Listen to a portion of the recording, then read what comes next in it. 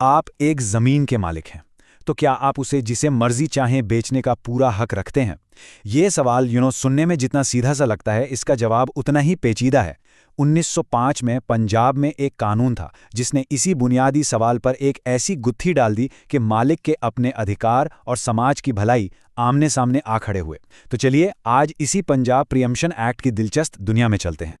चलिए इस बात को थोड़ा और गहराई से सोचते हैं। मान लीजिए आप अपनी प्रॉपर्टी बेच रहे हैं, आपको एक A1 बायर मिल गया, कीमत तय हो गई और आप बस डील फाइनल करने वाले हैं।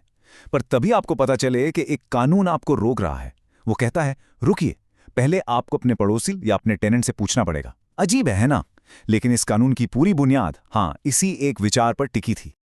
तो आइए सबसे पहले इस कानून की नींव को ही समझते हैं। आखिर ये जमीन पर पहला हक था क्या, और ये असल जिंदगी में काम कैसे करता था?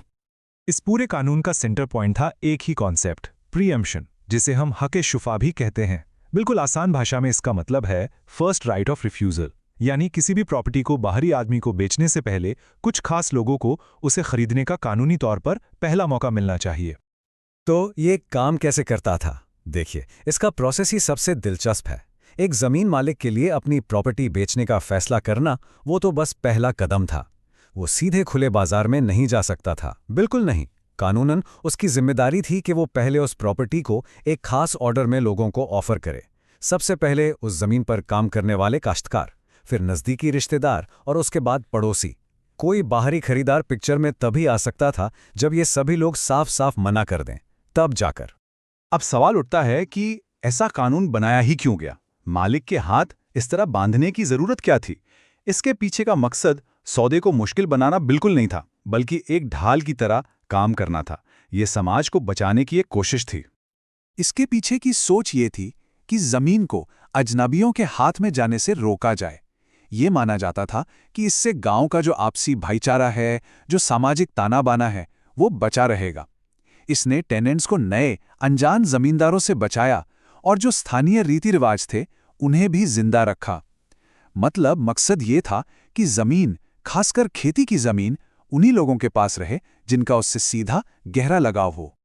लेकिन जैसा अक्सर होता है, अच्छे इरादों वाले कानून भी कुछ नई परेशानियां खड़ी कर देते हैं, और इस कानून के साथ भी यही हुआ। समाज को बचाने की इस कोशिश के कुछ बहुत गंभीर, अनजाने नतीजे सामने आए।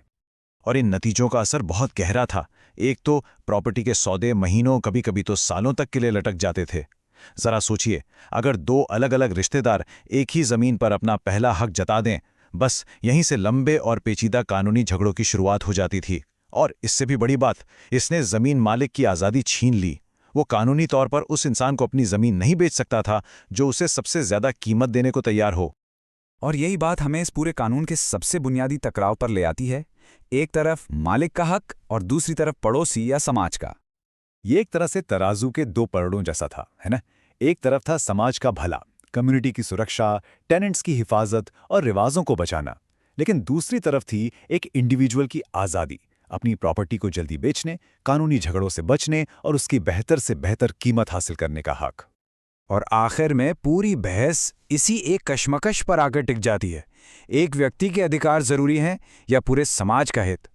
ये एक ऐसी दुविधा है जो आज भी उतनी ही सच है जितनी 100 साल पहले थी।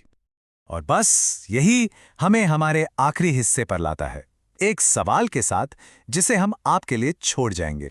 तो आज का सवाल ये है, हमारे इस दौर के समाज में एक व्यक्ति की निजी आज़ादी और पूरे समुदाय की भलाई के बीच सही संतुलन आखिर है क्या?